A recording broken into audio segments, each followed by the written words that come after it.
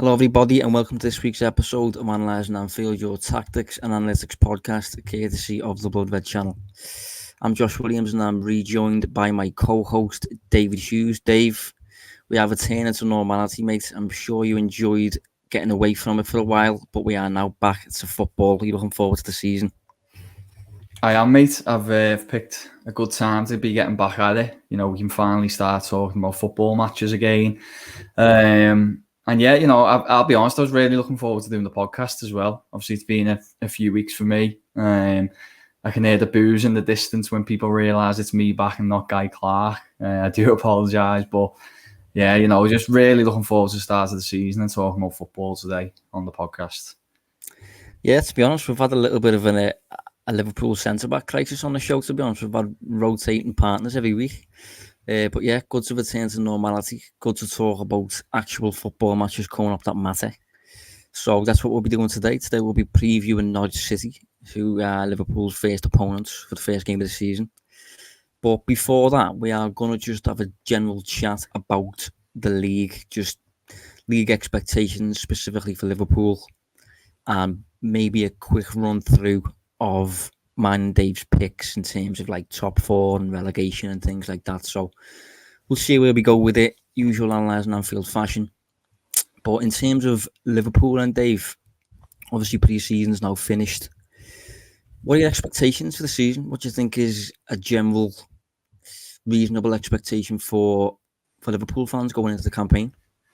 Yeah, it's quite interesting this season actually, because for me, I think there's the top four, which we'll probably come on to. I don't know if it's as extreme as picks itself, but certainly I think, you know, there's four standout clubs to finish within the top four this season.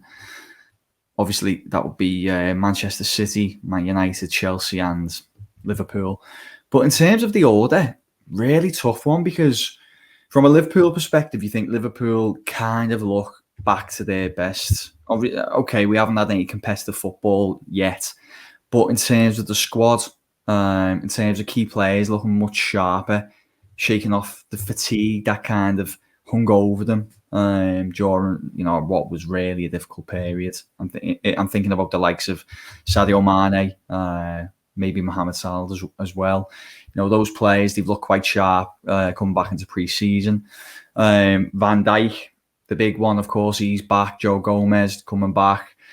A decent addition, to say the least, in Canate. You know, it looks like the Liverpool again of 2 years ago. So that's a really good side, really good sign for Liverpool. But I think the issue is, Josh, the teams around have definitely strengthened. You know, there's been some really good recruitments, and it blows it wide open for me. So to answer your question, I think Liverpool are looking at top four, but really difficult to predict if it's going to be a Premier League winning campaign again, or, you know, maybe something a little bit less. Yeah, I mean, we will get to general top four predictions anyway. I have a feeling who you might pick to finish in the top four, but we will go there eventually. But I think in terms of Liverpool, I'm quietly optimistic, mate. I'll be honest. Going into the season, this is still very much the same squad that got 97 points followed by 98 points the following season, with the addition of Diogo Jota and Thiago Alcantara, really, but minus Gini Wijnaldum, obviously. So I feel, and you've obviously had the Canate in there as well, sorry. So considering that, alongside the supporters back in the stadium, which I think is huge, specifically for Liverpool, and Jurgen Klopp regenerated and things after the summer break. We know what he was dealing with at the end of last season and things. So looking at the season, I think Liverpool are being a little bit overlooked, and it's typical transfer market stuff, to be honest. I think people are far too inclined to look at who's done the best business, and they think that one or two signings can majorly change the landscape and stuff, which that can happen at times, but I still think Liverpool are comfortably at the top of the Premier League type stuff. So I think when it comes to expectations for the season, I think you can go into it almost thinking that top four's almost a given, I think, unless something goes wrong. And I think when it comes to going for the title, it's a tough one, isn't it? I think it's almost a flip of a coin, really, at this stage. Some signings that are made between now and the end of this window closing could tip the balance. But I think Liverpool can go into this, and I think Klopp will be going into this thinking we get back our crown this season. I don't think he'll be going into it thinking, right, we just need to restabilise or we need to get top four. I think he'll be going into it thinking we get the Premier League back this season. I'm not sure what you think about that, if that's too much or whatever, but I just think it's a really, really strong squad. People forget how strong the squad already is. Yeah, no, I understand totally what you're saying. The one counterpoint I have to that is you talk about the squad.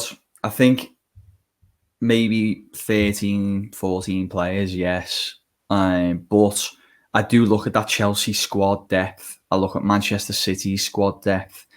And I just feel like they just got a little bit more in that sense. You know, you could put two, Champions League competing sides. You could build two Champions League competing sides out of the Manchester City squad, in my opinion. Chelsea maybe not as good, but they've still got a lot of quality in there. Obviously bringing in Lukaku as well. Liverpool, I think if they have another campaign like the one before the last, where a lot of players stayed fit and available, then yeah, look, I agree. I think it is them going to be right up there. Putting at least maybe an 85-point season in. But whether is that going to happen? Are they going to have that fortune, or is it? I don't think we'll see a repeat of last season. That was so far down the other end of the scale. But even somewhere in between, would that maybe cause Liverpool one or two issues? I know they planned for it now with the likes of Kanate. You got Jota in there. There's cover for two key areas, defence and attack. Thiago's in there as well, as you pointed out, but then you've lost Wijnaldum.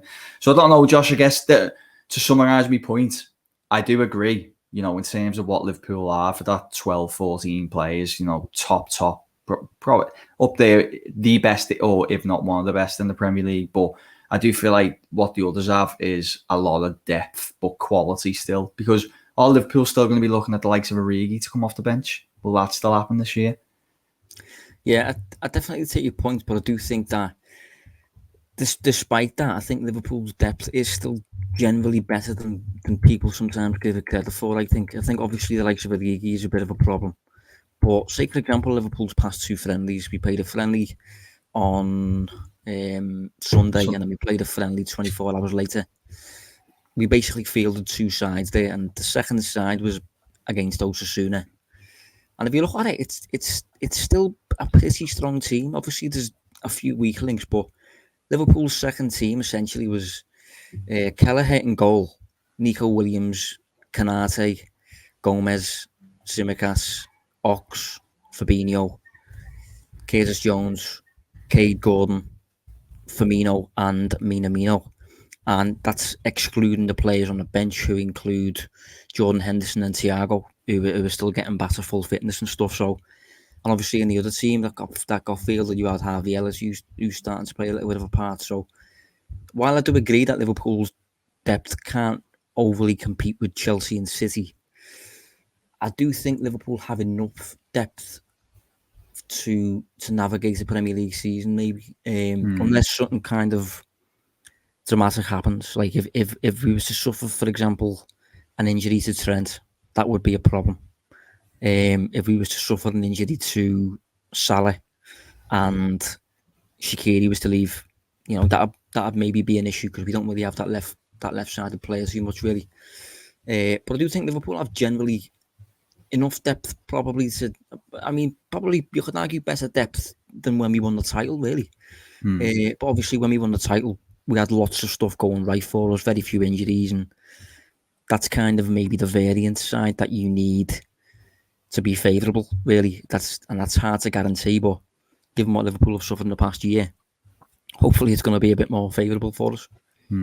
Yeah, I think it is. And, we still don't know the impact of providing he stays, which It's looking more and more possible that he will.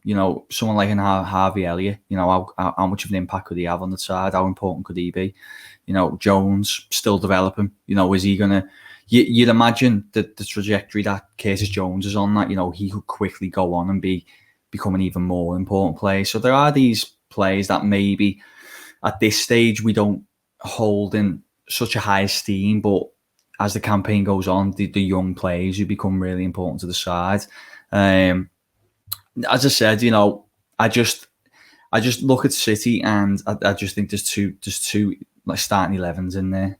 Chelsea a little bit the same. I think Liverpool have that a little bit less, but you can definitely win a league with a core group of 14 really good, 15 really good players, and I think that's what Liverpool will be relying on. And if everything goes their way in that sense, then they've got more than enough to push whoever it is to the very end, or lead the pack and maybe go on and win it.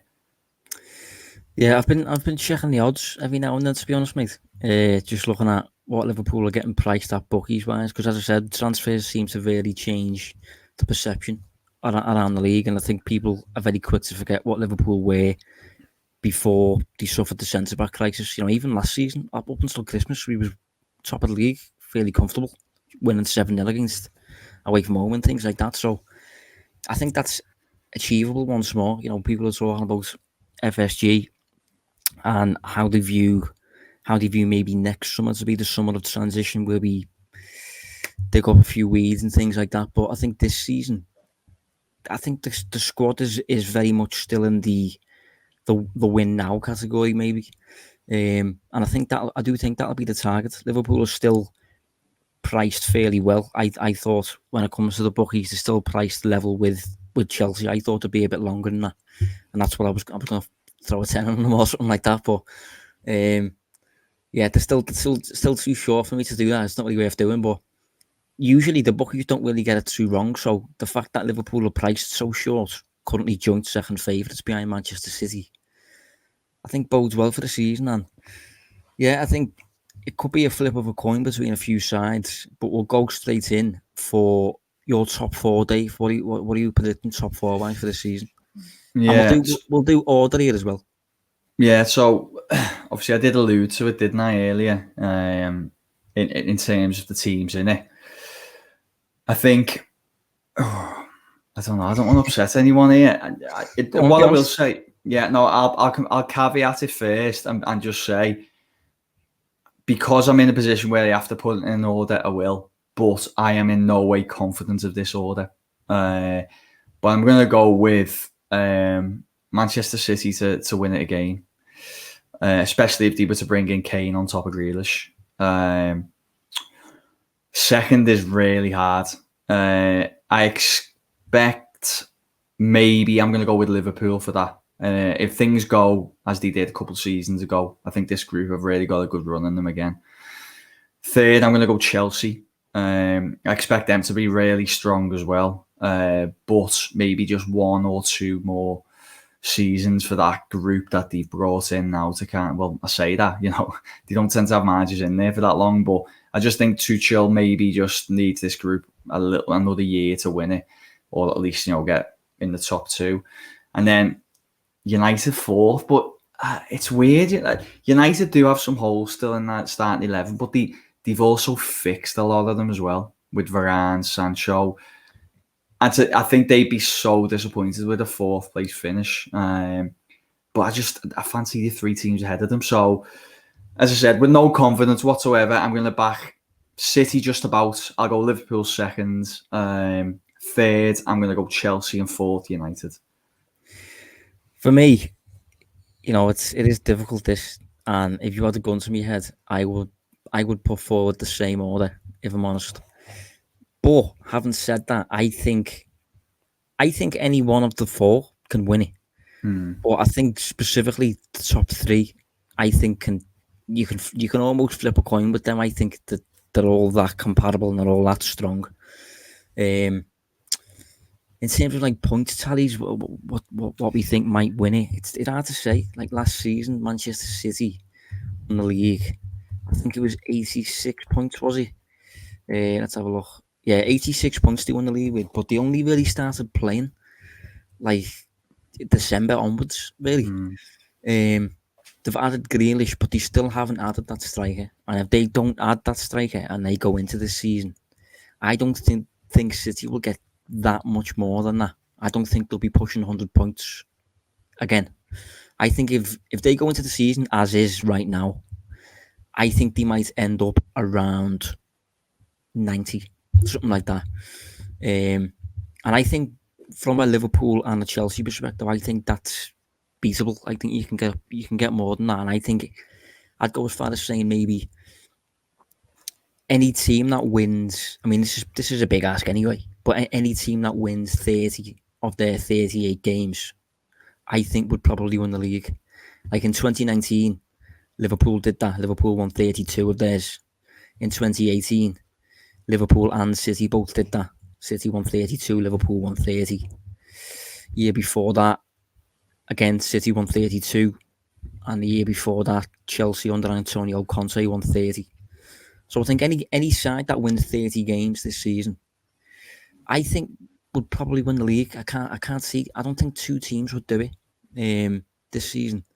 But it really is extremely difficult to predict that top four, but especially the top three for me. The thing that separates United from the top three isn't so much the squad.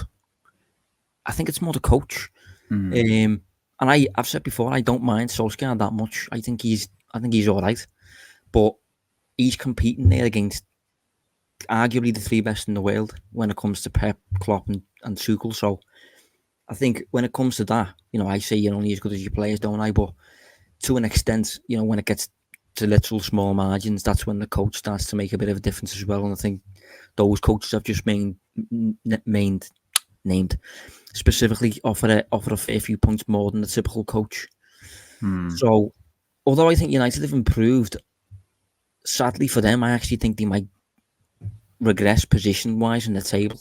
And it'll be interesting to see if on the back of that they go and sack the manager or whatever, because I don't think there's much you can do about it. I just think he's competing with three absolute elite English sides at the moment.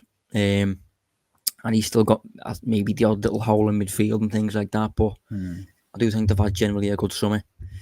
But it is going to be a difficult one to predict, isn't it, David? It's hard to nail the top four there. Yeah, I mean, I think it'll be really, really fun to watch. I think on paper it looks like it's going to be a really good season. Just in general, actually, with fans coming back in, and as I said, I think you've got probably the three best managers in the world right now in those top three kind of positions. And yet the top four is going to be really tight. I think it's going to be tough for the kind of 16 teams out of that top four, especially those who have kind of been within the top six conversation for such a long time. Like your Tottenhams, and I mean, you look at Tottenham. I think Tottenham look a long way away from that top four. I'd be surprised if they finish anywhere near it. Arsenal again. I think Arsenal are going to really struggle to close that gap. Here's one though, Josh. Who we haven't mentioned. Leicester. Do you feel?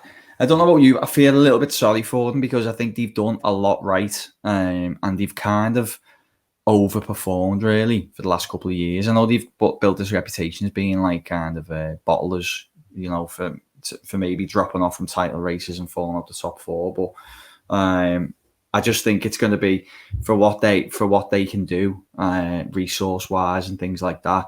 I think they managed to, Rodgers and the staff around them managed to squeeze everything out of Leicester. But I think even that won't be enough this year with the four sides and how the others have improved. Yeah, again, I like the way Leicester have run. I like the business that they've done. I think they've improved the team. They haven't really suffered from any major losses this summer, which has been the case in seasons gone by. Last year they lost Ben Chilwell. Season before, I think it might have been Harry Maguire. Season before, it might have been Mahrez. So they do usually have to deal with that major loss. This summer, they haven't had that. And I've added, obviously, Soumare, Patson Daka, Ryan Burton, players like that. So generally decent additions, but just largely because of the strength of the teams ahead of them, I can't see them having any. I think if they was to finish 5th again, I think that's a good season. Even though it's not the most ambitious, if you look at their past 2 seasons, they've generally, I think in certain phases, I think they've generally done better results-wise than they've even deserved. But despite that, they finished last season with 66 points, and they finished the season before with 62.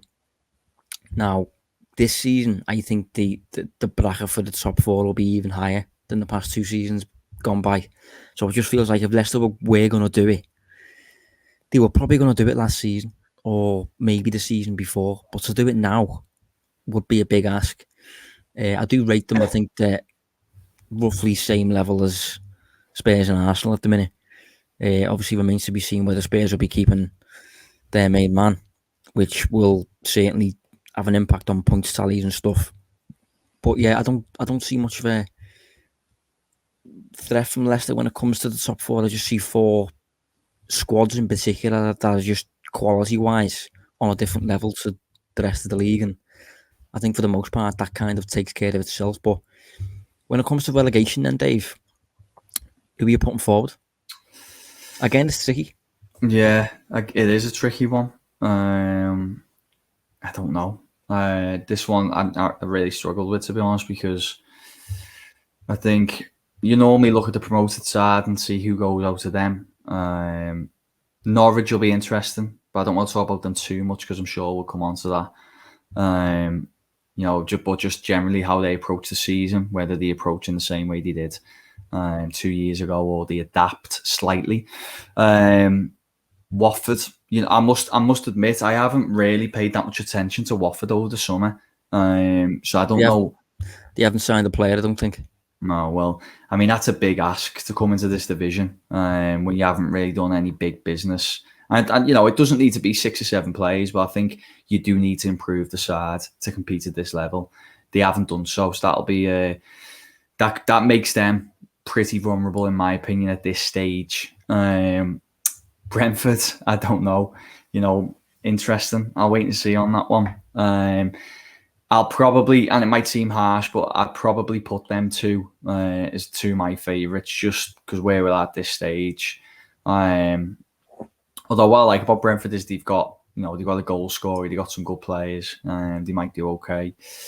But then that third one is really tough. I don't know, to be honest. Will it kind of be like maybe a Palace, say if it just goes to pot with Vieira, or will Burnley finally run out of steam under Dyche? Because I think that's threatened to happen once or twice now over the last few years, and he manages to always pull it back, doesn't he, Josh? But I just don't know if maybe that might finally catch up this year. Maybe one of those 2 sides. For me, I think I would not rule out the 3 promoted sides going straight back down, to be honest. If I had to pick one of those sides most likely to stay up, I think I would maybe lean towards Brentford. Simply because, Thomas Frank's been there for a while now. He's, they've got quite like established. Everyone knows, a bit like Leeds, everyone knows what to do and everyone's established in the squad and stuff. So if I was to suggest one of them is going to stay up, it would probably be Brentford. But again, there isn't much in there. What I will say is, I am a bit more concerned than usual about certain Premier League ever-presents, maybe, if you like. So I think I'm a bit worried about Southampton. Just because they look so fragile at times last season. They've lost Danny Ings and they've lost Ryan Burton, 2 of their more seasoned, mature players, if you like. Replaced them with lads from the Championship who obviously hasn't played in the Premier League level yet, I'm pretty sure I'm saying.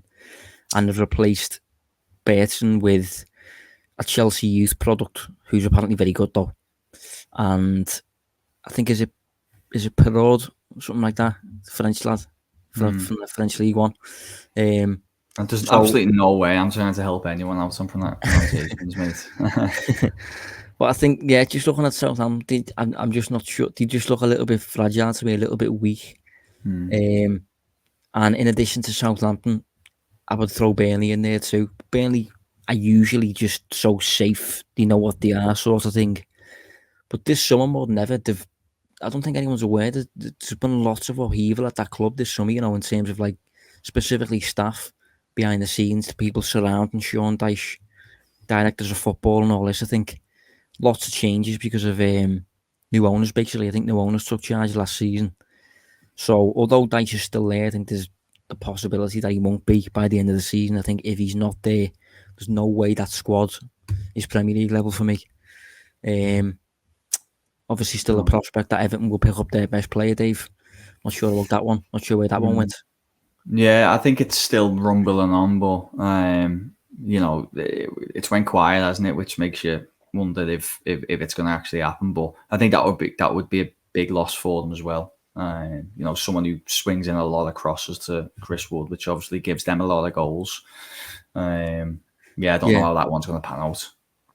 Yeah, so I would put question marks next to the 3 promoted sides: Southampton, Burnley, and I think although I think they might be okay, I think you've probably got to throw one in the direction of Crystal Palace, simply because of, again, the upheavals that they're going through. The new coach, one of their best players, Eze, he's going to miss most of the season, I assume. Lots of season performers who were just used to doing it. I think maybe the likes of Gary Cahill and obviously Andros Townsend and players like that have left the club. So you just don't know, I suppose, in certain ones like that. And if you look at their performance numbers last season, although they got results every now and then under Roy Hodgson, their performance numbers weren't very good. So I think they might be okay then, but they're the teams with question marks above them for me. But now, a bit of an outside the box question, Dave. Who would you label as your overachievers? The team that you think will surprise a few in what they achieve in the season? Maybe where they finish in the table and stuff. Yeah, it's again, it's so tough, isn't it, to predict this stuff before the season starts. I think I expect maybe not to overachieve, but I do expect Leeds to have another strong campaign. I just think that they're really well run in what they do. I think, look at already they look like an established side, and you forget that they only come up last season. They had no issues whatsoever in terms of flirting with relegation. I think recruitment on their part is good. They seem to be always linked with good profiles to match the identity that they want to play. I think they could certainly consolidate a top 10 finish. An interesting one, Josh, on this club. I could see these going either way, but I'll back them on this side for now because I think everything on paper they've done is correct. Aston Villa, I think a club that, given the situation they were in, I think they've done really well and they've kind of recruited in the right way. I don't even just mean this Grealish kind of period where they're trying to replace his output in key areas. I'm talking about over the last 12, 18 months. I think they've recruited quite well. So that could have potential to really fire them up the table and they could be a really competitive side this season. So there may be ones to watch, but I'm not fully sold on that yet. I think they're losing a big player and it doesn't always happen with other players coming in. So I'll throw them in there, but I'm not fully convinced, Josh. Yeah, good shout. I think for me, my overachievers, they're not really that outside the box, maybe, because they kind of did it last season, but I'm going to go for West Ham. I think they're going to have another season like that, basically, like they just had. I don't think it was that much of a fluke, and they haven't really lost anybody this summer. Declan Rice is still there, Jared Bowen's still there, Michael Antonio's fit. They've got rid of, in fact, no, I don't think they've got rid of any keepers, but they've got in Areola, who last season, when we look at overperformance, pretty sure he was the best performing goalkeeper when it comes to saving above expectation. I think he just about outperformed Emi Martinez by saving about around 10 shots more than he should have. So if you put him in goal for that West Ham outfit, and you think of the players they've already got, the set pieces that they clearly work on, the fact that they've added Areola and adding a lad called hang on, I'm gonna get over his name now. Plays for Fiorentina. I think it's Milenkovic or something like that. Yeah, Milenkovic plays for Fiorentina, and when he got linked with him, I straight away knew who he was because he was someone I looked at when. Do you remember when we did the centre back show for Liverpool when Gomez got injured? I put forward Sven Botman, but Milenkovic was someone that I looked at because he's still only 23, but he's massive. You know, he's just over 6'4", and he's boss in the air. Basically, very, very good in the air. So he's, in terms of what West Ham do, you know, lots of threat from set pieces and things. He's going to be well suited to them, I think. And if you look at the other lads they've been linked with, Get Zuma, aerial monster, and Duj Kaletakar, who I put forward on this show a few months back, I think, again, aerial monster. So David Moyes clearly knows what he wants. I actually think David Moyes is very good when it comes to recruitment a lot of the time. But I think West Ham, just looking at what they've got, what they still might add, the fact they haven't lost anybody, and they're going to spend another year doing what they've been doing for the past year. I think they could have another really good season and finish, you know, above the likes of Arsenal again comfortably. So they're going to be my overachievers. But yeah, go on. Sorry, mate. I was going to say the only thing with West Ham, albeit Moyes has done it before, to be fair, with Everton, is they're in the Europa League now, aren't they? And I just wonder whether if that's going to, is that going to tax that squad because it's not the biggest. But there are so many parallels between this West Ham side and the kind of Everton side of the late noughties, and they were kind of competing in you know, it was the UEFA Cup then, wasn't it? But UEFA Cup regularly and still finishing kind of like in and around 5th and 6th. So he's got experience doing it, providing he has a core squad that he's clearly happy with, and he is. So, you know, maybe he's going to be a little bit better at managing that than people might initially assume. Yeah, it's a good point. To be honest, I didn't consider that. So that could hamper them a little bit, certainly. But, you know, it remains to be seen. Let's see how they go anyway. Underperformers then, Dave. The team that you maybe expect to... I'm not sure. How should we define underperformers? I mean, what do we even really mean by that?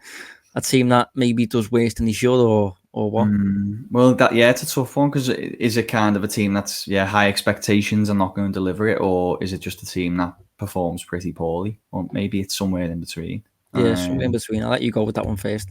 Yeah. So what I would say is, if Villa don't have a good season, I think they'd be considered underperformers because they've obviously brought in a lot of new faces. But underperformers, I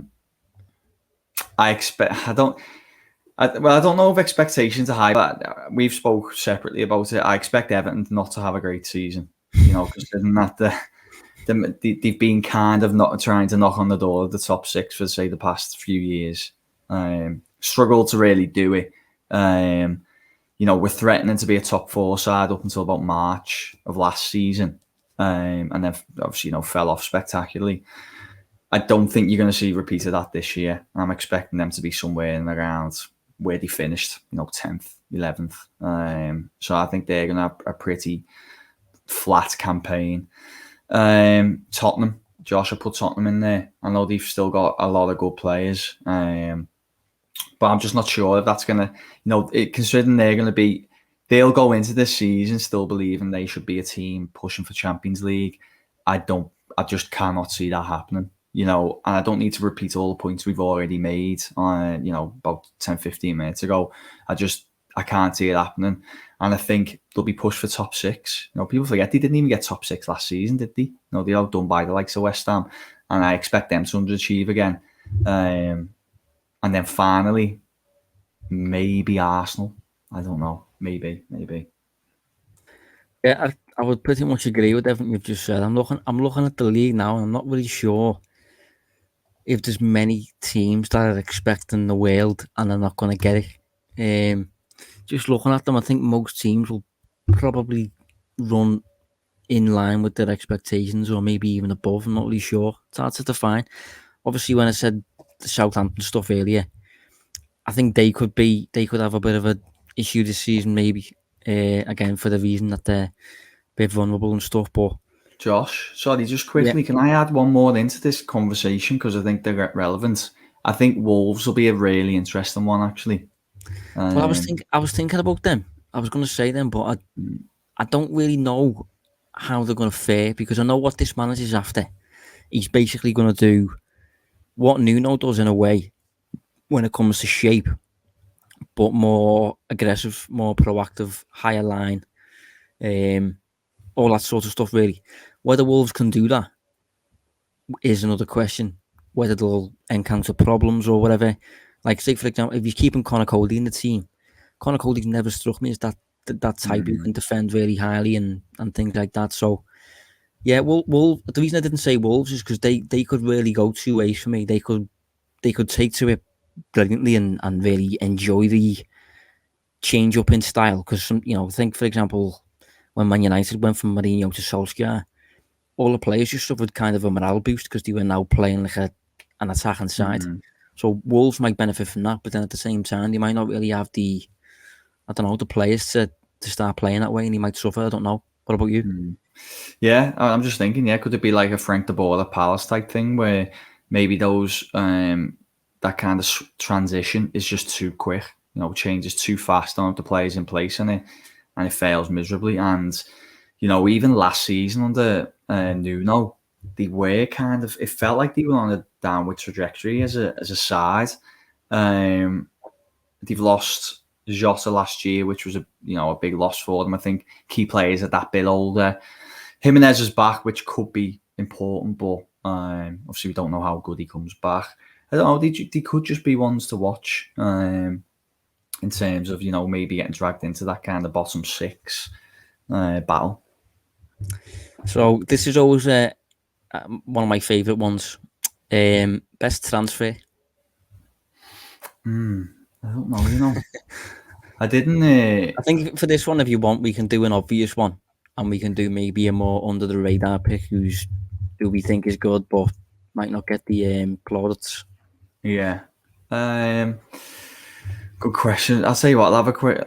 So I think I'm trying to have a look at what we've got in front of us now and see. So we touched on them already. I think Leicester have done some decent business. I'm not saying these are the two best, but I think obviously Samari and Daka are really good buys. Leicester being after kind of a hit, maybe an heir to Vardy, and whilst he's not the exact same player, he has proven to be a bit of a goal machine.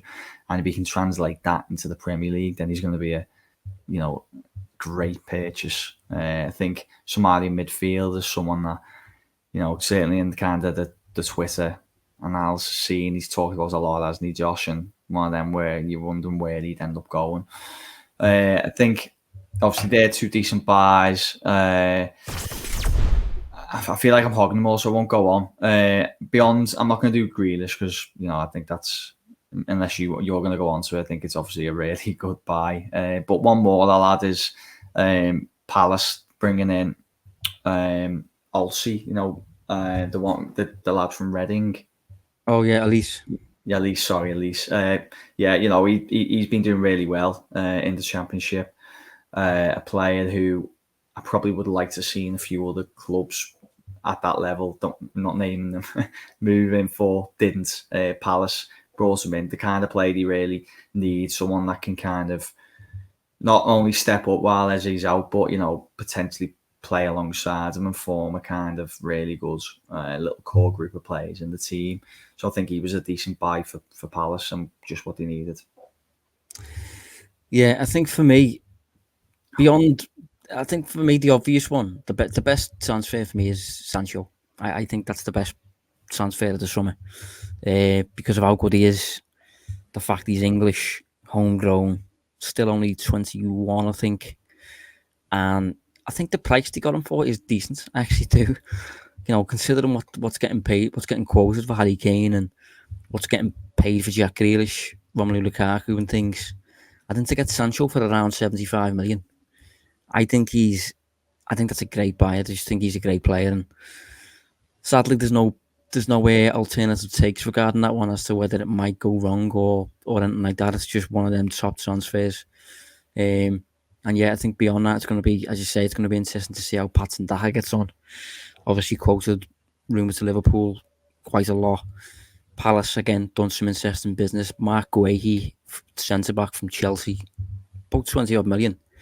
But I think that's a good buy. Anderson as well, centre-back, who played at Fulham last season, I think is a good buy. And obviously, if Chelsea get Lukaku in, although it's a lot of money, I do think there's the potential that that transfer on its own could win them the league. Just because of the goals he'll probably get. And as a result of scoring so many goals, he's just going to have a natural boost on Chelsea's points. So I think Lukaku alone could be worth around a neighbourhood of 10 points maybe, and that could easily win the league. But yeah, it's a difficult one really, isn't it? There's plenty of time still to go. Obviously, City could end up getting Harry Kane. Yeah, and what I will say is, Josh, it does feel like this year there's been a lot of big moves, and beyond not even like the really obvious big names, but to just feel like, I know people talked a lot about business not being the same, this post-COVID, and I think it is in terms of maybe clubs getting rid of deadwoods or players who are deemed surplus, but I think there has been definitely some big activity. If you think of like a Grealish making a move in one window, potentially Kane moving in the same window, Lukaku, obviously Messi, standards. Stands out. We haven't even spoken about that one on this pod. That is insane, that isn't it? Isn't Absolutely it? insane, mate. That's it. But even like the likes of, we knew it was coming, but Depay going to Barcelona, and then you got like Ramos going to PSG, Wijnaldum going, basically everybody going to PSG. It's it has been quite a big summer for transfers. It has. It's been crazy. I think it's been a weird summer in terms of everybody just seems to be potless, really, apart from the odd club that's essentially almost run by a country, I suppose. And because they've got the funds available, they're able to just hoover up the talent that other really big clubs can't really afford to keep. Lukaku leaving Inter, Hakimi leaving Inter, Varane leaving Real Madrid, Ramos leaving Real Madrid, Messi leaving Barca. All the top players this summer more than ever, I think. Potentially Grealish as well going to City, Kane potentially going to City. But this summer more than ever, all the talent seems to be getting isolated in specific places rather than spread out. And I don't think that's good for the game, to be honest. Hopefully it won't continue, and hopefully I said this last week, I think, when I was on with Matt. But hopefully City don't get Harry Kane, because I think that will... It's just grim, isn't it? You just don't really want to see that, do you? It will make it the task for everybody else a little bit more difficult, to say the least. It will make them, in my opinion, clear favourites if they get in Harry Kane. Whereas right now, I do think you can flip a coin. But with Kane in, it's just, there's an element of breaking the game a little bit there, isn't he? But we better speak anyway about Norwich City, because it's Liverpool's first game of the season. I suppose what you could label as a fairly easy start. You was going to talk about them earlier on, Dave, but you saved it. Just general thoughts on Norwich, what to expect from them this season, and whether Liverpool are maybe in for a tough game or not. Yeah, I mean, when I said that, it wasn't I've got any phenomenal insight. But yeah, I think they're just interesting because I think the last time they were in the Premier League, they took a lot of stick for the way they did things. The defence was a massive issue. I think they were conceding, 2 goals a game, where they, by all accounts, and from what I could see when I was keeping an eye on the Championship, they seemed to fix that defence. It was a lot better. Obviously, the acid test has been back in the Premier League. It doesn't get that much tougher than Liverpool first game this season. That will properly test them. And the preparations haven't been that great in going into pre-season. I've noticed there's been a few COVID issues, and they've had a few games cancelled. And the final game before, obviously, play Liverpool this weekend, they got beat 3-0 by Newcastle, which, okay, I know it's only pre-season, but normally that final game before the season starts is where you want to have a final look at your team before the competitive fixtures begin, and that's not a good look to be getting beat like that by Newcastle. So I think it'll be interesting. They've bought fairly well, haven't they? They've bought, I think they've just announced Josh Sargent. They brought Rashica, didn't he, as well? Yeah, As well. Milot Rashica, from Yeah. Werder Bremen. Yeah, so, that was a good buy. And they've done some nice stuff, and they're a well-run club. But to answer You know your what? question, go on, Josh. Just on this completely unrelated note, but we obviously every now and then we tip players, don't we, for to be interesting, worth looking at scouting wise, or for Liverpool or whatever. And I didn't even realise until last week a player who I've mentioned quite a lot in the past year for the Liverpool move, just someone worth looking at, was Andre Silva. Frankfurt, scored 20 odd goals last season, still a good age, 25. I didn't even realise that he's moved to RB Leipzig this summer for about 20 million. And it's interesting given the similarities between Liverpool and Leipzig, and the bridge. Maybe that I think he's probably a bit too old for that to happen now. But I just wanted to flag that every now and then we keep track of these players, don't we? Long-term listeners of the show will be aware of me mentioning Silva. So yeah, little update that he's now at Leipzig and will be competing in the Champions League next season. Yeah. So you might end up watching him. Yeah. But when it comes to Norwich, you mentioned the issues that they're currently encountering. Just a line on their injuries or absences or whatever. So going into this weekend, their injured players: Sam Biden, Todd Cantwell, Milot Rashica, Lucas Rupp, Grant Hanley, Oriol Hernandez, Jordan Hugel, Bali Mumba, and I'm not even going to pronounce the first name of this lad, but his surname is Placheta. So yeah, lots of absences, lots of problems, and not already what you would label as a youthful side. So I think it's going to be a very favourable start for Liverpool, and I think if Liverpool can't get off to a winning start here, we should maybe have some concerns. And I think it's probably a decent game to start Van Dijk personally. I know there's been taking plenty of time there, and there's a few doubts as to whether he'll actually start the first Premier League game of the season. But I think if you're going to ease him in, I think do it here. I think I would start Van Dijk personally. Yeah, I would as well. I think probably the only thing that goes against Liverpool is they've got to go to Carrow Road as opposed to being in Anfield. I think everything else, the factors are in their favour. It's a game that they're probably going to dominate the ball, dominate territory, create plenty of chances. Opposition chances should be few and far between.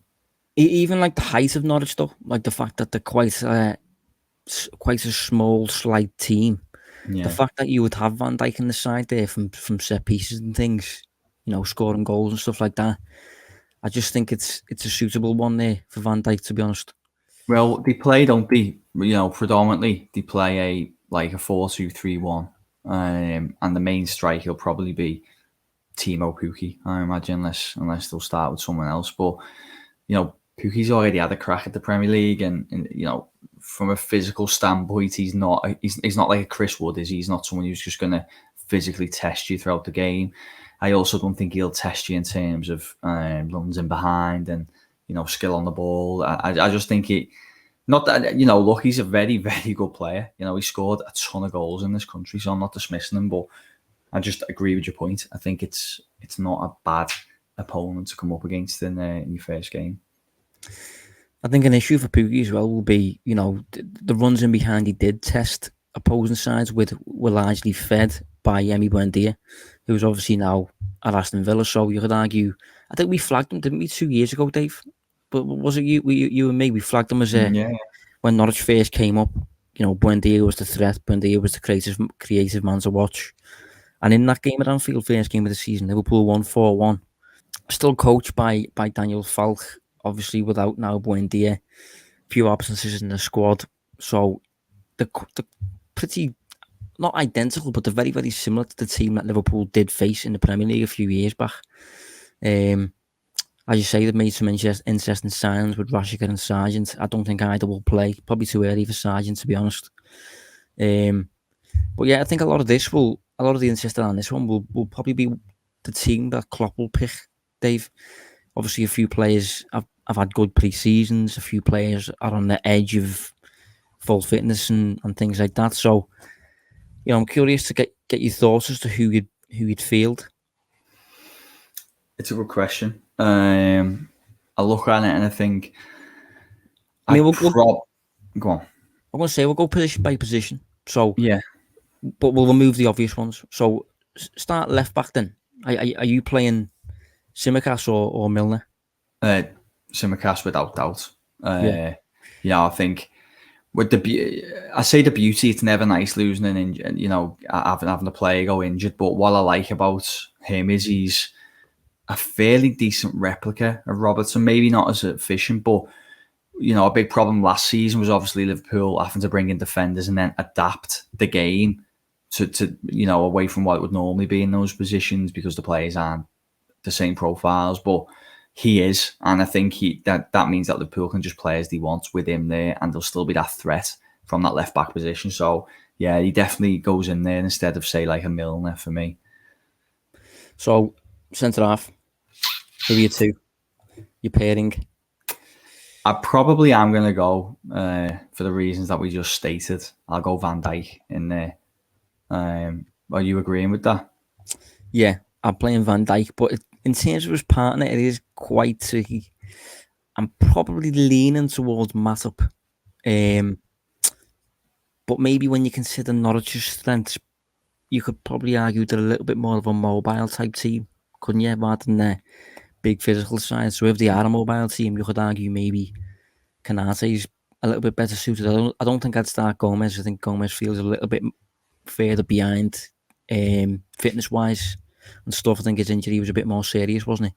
And a bit later than Van Dijk as well. So I don't think I'd play Gomez, but out of Konate and Matip, Konate's had a good pre-season and stuff, but I don't think he's played next to Van Dijk yet. And yeah, I just don't overly see that much of a need to throw him in first game of the season away from home and stuff. So I'd probably put Matip in there, I think.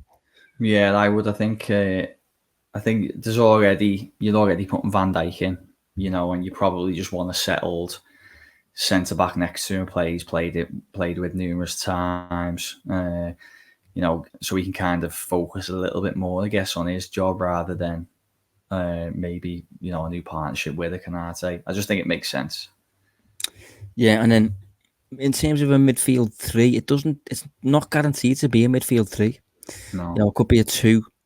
Jota and Firmino both had good pre-seasons. Mane and Salah both play. So you could do a 4-2-3-1, to be honest. I'm not sure what Klopp will do with that one, especially considering that, it is Norwich. I think you might go 4-3-3 though. So I think I would go, my midfield three would be Fabinho, Keita, and purely for timeline reasons, Keita's further along the way than the likes of Henderson, Thiago and stuff. So that's why I'm picking Keita. But my third one's tough because Harvey Elliott's had a great pre-season. I think he could play over 1,500 minutes for Liverpool this season, to be honest. Ox has had a really good pre-season, a full pre-season as well, without a single setback.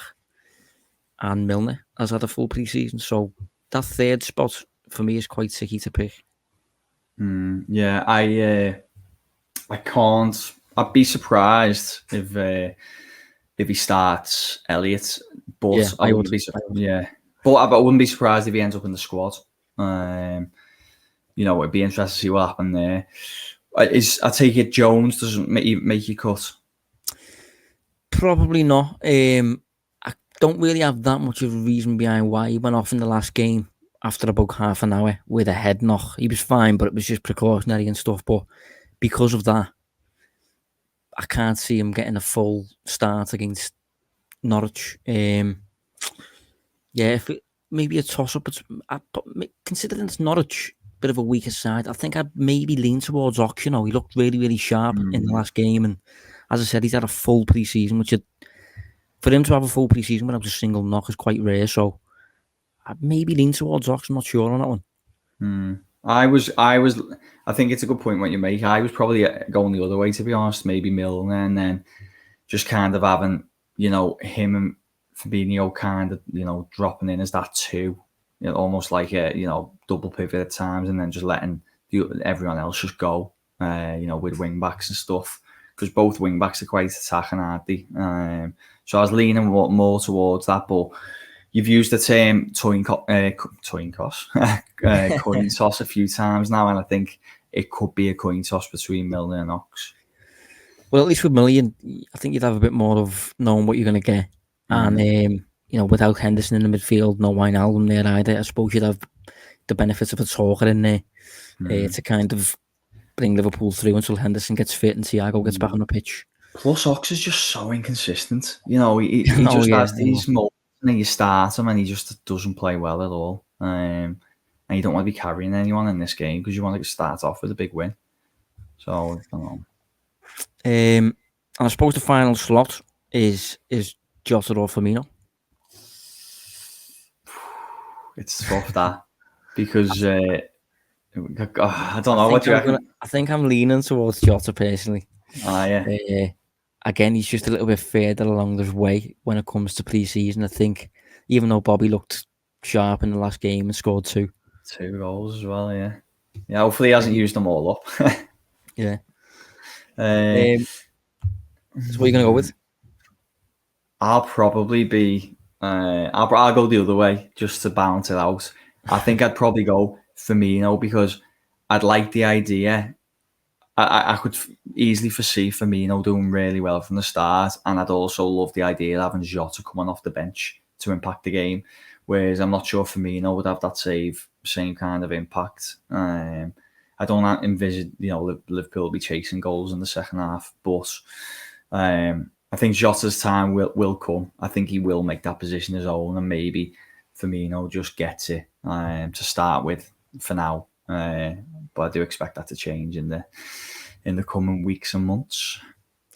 So first time in a while, predictions for the match, Dave?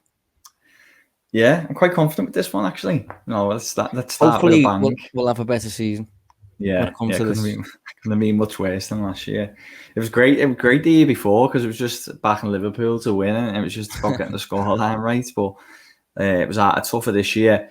I'm going to go with Liverpool 3-0, a fairly comfortable victory. Same. I'm going to go with Liverpool 3-0 as well. Hopefully we get a clean sheet. Hopefully no issues, get through completely smoothly. But yeah, I think Liverpool will be quite comfortable here. But I do think there's the prospect of them maybe nicking a goal with Liverpool getting back to full fitness in defence, Van Dijk getting back up to speed, Tsimikas getting used to the Premier League. So there's the prospect of conceding once or whatever, but I think Liverpool will have enough firepower at the opposite end to pull it away. So yeah, I'm going to go 3-0 for this one. Hopefully Liverpool get a win, and we will be back next week to review the game and look ahead to whoever Liverpool got second. It's completely slipped my mind. Any idea, Dave? Burnley, I think it's Burnley. Let's have a look. I've got it now in front of me. So it is... Burnley at home. Burnley at home. Yeah, so next week we will be reviewing Norwich. We'll be previewing Burnley at home, and we'll be talking about whatever in between is going on. So, Dave, thanks for rejoining us, mate. We missed you. Thank you very much, mate. It's good to be back. Yeah, and be sure to tune in next week. See you then.